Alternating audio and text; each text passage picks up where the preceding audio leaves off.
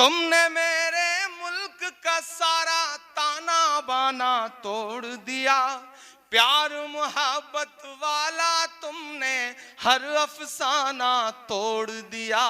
Bulldozer के शोर के पीछे हर सच्चाई पस्त हुई, लोकतंत्र भी सिसक रहा है, न्याय व्यवस्था ध्वस्त हुई। यहाँ दोस्तों सुनेंगे इस नज़म को। चलिए पहले थोड़ी सी रोशनी डालते हैं नूह हिंसा पर।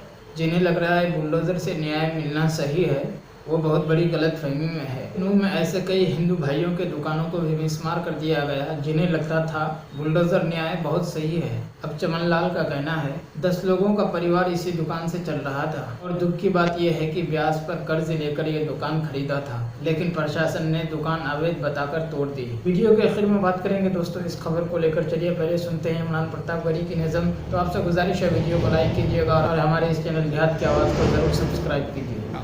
कि तुमने मेरे मुल्क का सारा ताना बाना तोड़ दिया, तुमने मेरे मुल्क का सारा ताना बाना तोड़ दिया, प्यार मोहब्बत वाला तुमने हर अफसाना तोड़ दिया।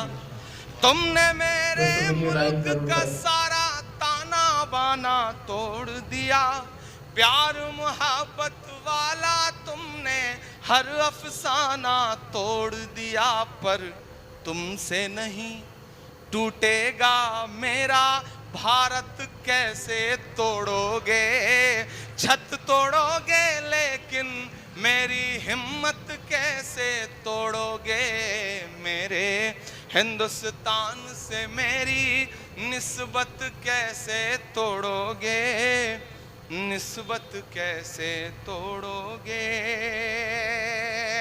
चलिए अब बात करते हैं हरियाणा के नूह हिंसा को लेकर पुलिस प्रशासन की कार्रवाई तेज हो गई है। प्रशासन की अंधाधुंध कार्रवाई से आमजनों का क्या कहना है, चलिए इस न्यूज रिपोर्ट से समझते हैं पूरा मामला। नूह का सन्नाटा तोड़ते बुलडोजर और प्रशासन की कार्रवाई पर उठते सवाल। 31 जुलाई को हरियाणा के नूह में बजरंग दल ने धार्मिक यात्रा का आयोजन किया था। यात्रा में हजारों की संख्या में बजरंग दल के कार्यकर्ताओं और श्रद्धालुओं ने हिस्सा लिया। यात्रा जब नूह में मंदिर से आगे बढ़ी तो पथराव शुरू हो गया और देखते ही देखते आगजनी शुरू हो गई। भीड़ ने शहर की सड़कों और मंदिर के बाहर गोलियां भी चलाई। बड़ी संख्या में लोग मंदिर में फंसे रहे, जिन्हें बाद में प्रशासन की मदद से बाहर निकाला गया। नूह से शुरू हुई हिंसा के बाद बना तनाव देर शाम हरियाणा के सोहना और गुरुग्राम तक पहुंच गया। हिंसा में अब तक 6 लोगों की मौत हुई, जिसमें 2 होमगार्ड भी शामिल हैं। पुलिस के अनुसार नूह में अब तक 56 FIR दर्ज की गई है और 150 लोगों को गिरफ्तार किया गया है। जिला प्रशासन के अनुसार यहां 8 अगस्त तक इंटरनेट सेवाएं बंद कर दी गई है। गुरुग्राम में चहल पहल है, आगे सोहना की तरफ बढ़ते हुए सड़क सुनसान होती जाती है। नूह पहुंचे तो यहाँ सन्नाटा सा पसरा है, जगह जगह पर RPF और पुलिस के जवान तैनात दिखते हैं। नूह बस स्टैंड के सामने बुलडोजर का शोर इस सन्नाटे को तोड़ रहा है। यहाँ और आसपास के इलाके में प्रशासन ने सड़क किनारे बनी सभी स्थानीय दुकानों को जमींदोज कर दिया है। पास के ही एक गांव में रहने वाले चमन लाल आंखों में आंसू लिए खामोशी से बाल काटने की अपनी दुकान को खत्म होते हुए देख रहे हैं। बुलडोजर के आगे बढ़ जाने के बाद चमन लाल पूरी तरह टूट चुकी अपनी दुकान में बचे हुए सामान को समेटने लगते हैं। चमन लाल कहते हैं ब्याज पर कर्ज लेकर ये दुकान खरीदी थी,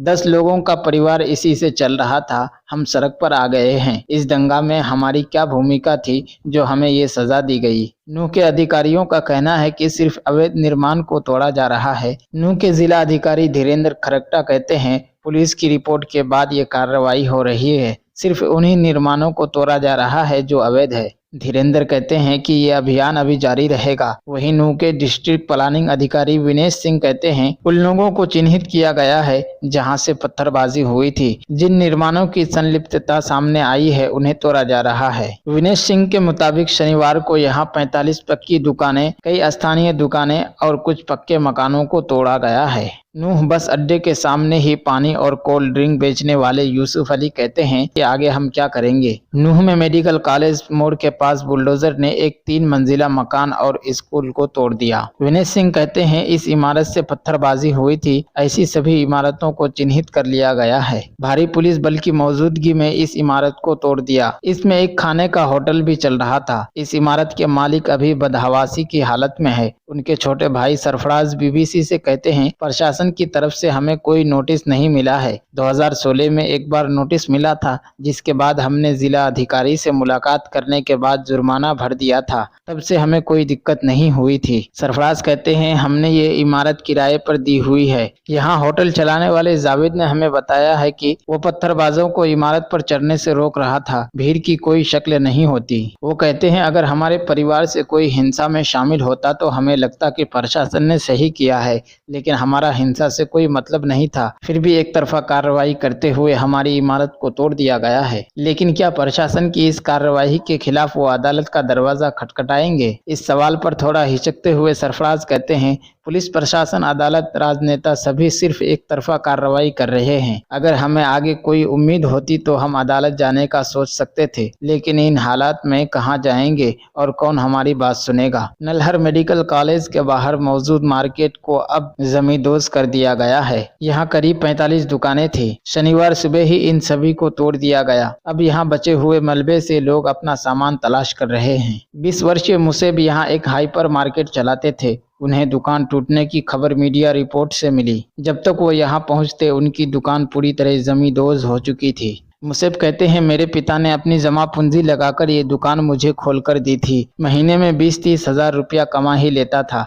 लाखों का माल था, अब सब बर्बाद हो गया है। दोस्तों, इस न्यूज़ को सुनने के बाद आप अपनी राय में क्या कहना चाहते हैं वो नीचे कमेंट बॉक्स में ज़रूर बताएं।